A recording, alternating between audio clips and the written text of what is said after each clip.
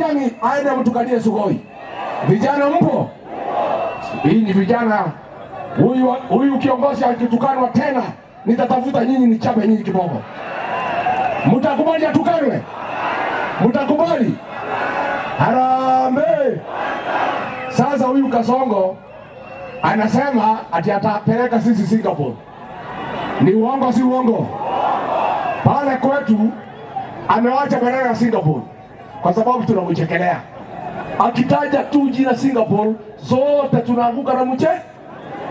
Tufanye practice. Mnajua kucheka? Na mvumilie.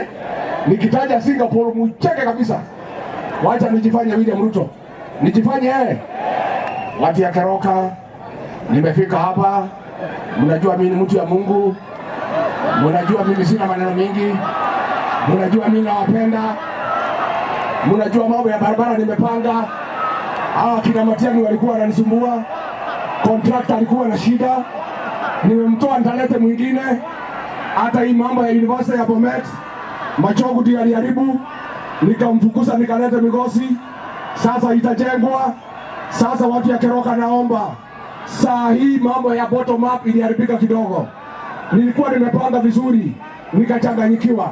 Lakini sasa nimeketi na wataalamu, nimepanga vizuri. Watu ya Kisii naomba munipatie miaka 5 nitengeneze Kisii ikae kama Singapore.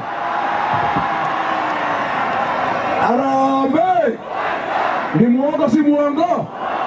Aende asiende? Aende asiende? Ya mwisho naomba, huyu kiongozi ndio afaulu.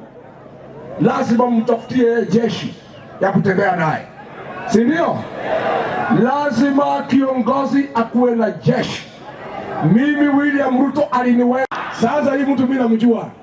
Tukitoka leo, tukitoka hapa siku ya Jumatano, atapanga safari ya kurudi. Atapanga. Na mtaniamini mimi namjua.